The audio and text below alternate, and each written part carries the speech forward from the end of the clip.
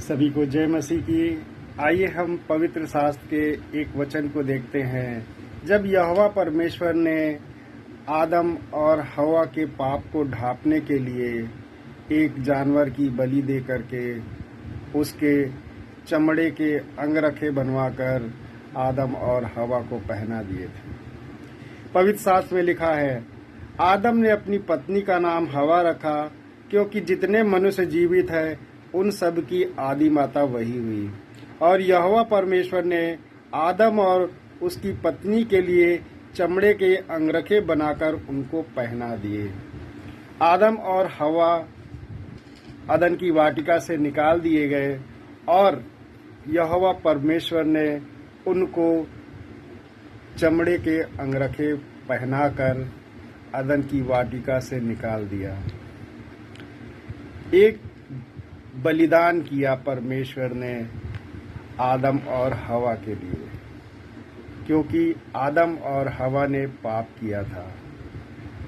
पापों को ढांपने के लिए बलिदान करना जरूरी होता है।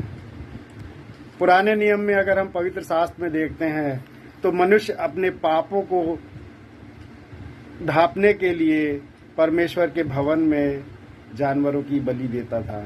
और ये बलि प्रथा हर जगह आज तक चली आ रही है कि मनुष्य अपने पापों को पश्चाताप करने के लिए किसी जानवर की बलि देता है।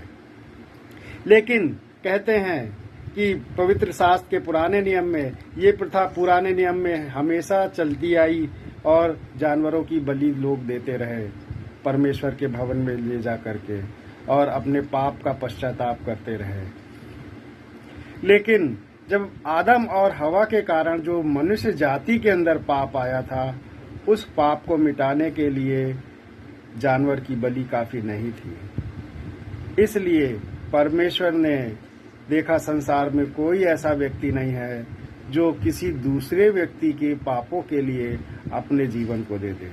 जानवरों को बलिदान करना आसान था क्योंकि जानवर मूक होते हैं, बोलते नहीं हैं, उनको बलिदान कर दिया जाता था। लेकिन मनुष्य के पापों को ढांपने के लिए, सारी मानव जाति के पापों को ढांपने के लिए कहते हैं कि एक ऐसे व्यक्ति की बलि देना जरूरी था जो सारी मानव जाति के लिए अपने प्राणों को दे दे। संसार में जब कोई नहीं मिला तो परमेश्वर ने अपने इकलौते पुत्र को दे दिया कि वो हमारे पापों को लेकर के क्रूस पर अपने जीवन को बलिदान कर दे। और ऐसी वैसी मौत प्रभु यीशु ने नहीं पाई हमारे लिए, हमारे पापों के लिए बहुत दर्दनाक, बहुत पीड़ादायी मौत को प्रभु यीशु ने गले लगाया था। कहते हैं 39 कोड़े प्रभु को मारे गए। कहते हैं कि कोड़े में हुक लगा था और जब कोड़ा मारा जाता था वो कोड़ा प्रभु के पीठ में धंस जाता था और सैनिक उस कोड़े को जब खींचता था तो मांस उसके साथ में खींचाता था। कितनी भयंकर पीड़ा प्रभु ने सही।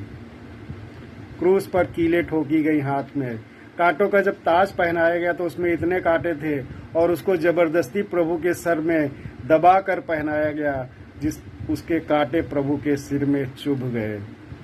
हमारे हाथ में एक सुई चुभती है जरा सी, कितनी पीड़ा होती है। प्रभु ने कितनी दर्दनाक मौत को सहा हमारे पापों के लिए। आज प्रभु बुला रहे हैं अपने पास कि आओ, मार्ग सत्य और जीवन मैं हूँ, मैं तुमको अनंत जीवन का वारिस बनाऊंगा, स्वर्ग के राज्य का अधिकारी बनाऊंगा। तुम आओ मेरे पास, मैं तुमको उद्धार दूंगा, अपने लहू से धो करके तुम्हारे पापों को शुद्ध कर दूंगा, तुम्हारे हृदय से सारी मलिनता को अपने लहू से धो करके शुद्ध कर दूंगा। मेरे बच्चों मेरे पास आओ, मैं तुमको जीवन दूंगा।